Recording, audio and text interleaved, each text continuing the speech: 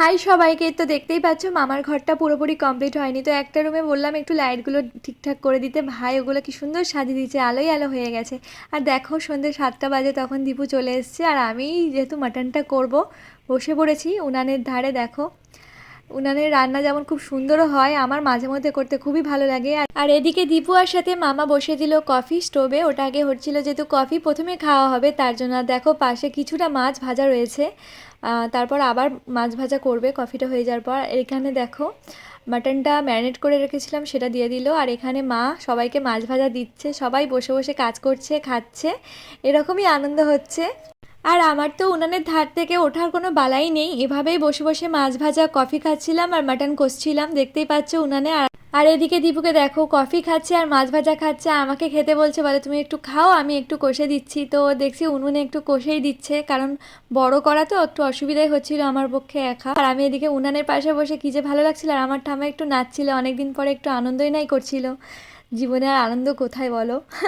তো যাই হোক গান দিতে পারিনি। আর এদিকে দেখো জল দিয়ে দিয়েছি, এবার ফুটবে। আর পকোড়ার জন্য আমি ম্যারিনেট করছিলাম, মানে শেষে এই রেডিটা আমি করছিলাম। তারপরে এই যে পুরো করার পরে দীপুই বলল একটু আমিও ট্রাই করি। তো এই দেখো পকোড়াগুলো করছিল, আর ততক্ষণ আমি একটার পর একটা গান চেঞ্জ করে করে করছিলাম। আমার ঠাম্মা দেখো বসে বসে আবার পা দোলাচ্ছে, নাচছে। তো আগে এরকম মানে বাড়ির থেকে বেশ অনেকটা দূরে পিকনিক করছি সবাই মিলে, এরকম সুযোগ তো হয়নি, খুব আনন্দই হচ্ছিল। দেখো গান চলছিল, আমার ঠাম্মা নাচছে দাদু পাশে দাঁড়িয়ে, মামা একটু নাচলো, মাও একটু হাত নাড়ালো, খুব আনন্দ হচ্ছিল। সত্যি বলতে পরিবারের সঙ্গে আনন্দটা অনেক সুন্দর লাগে। তো আমার ঠাম্মাকে দেখে বোঝাই যাচ্ছে খুব আনন্দে আছে, এরকম মুহূর্ত পায় না। তো আর এদিকে পকোড়ার শেষের দিকে কি গান হচ্ছে বুঝতেই পারছো, শুধু দিতেই পারলাম না। তো এখানে পকোড়া হয়ে গেছে, আর দেখো সব ভাগ হচ্ছে, পিকনিক বলে কথা, একটু ভাগাভাগি না হলে হবে। আর এখানে পকোড়া খেতে খেতে আর ধনেপাতার চাটনি দিয়ে উফ কী যে লাগছিল।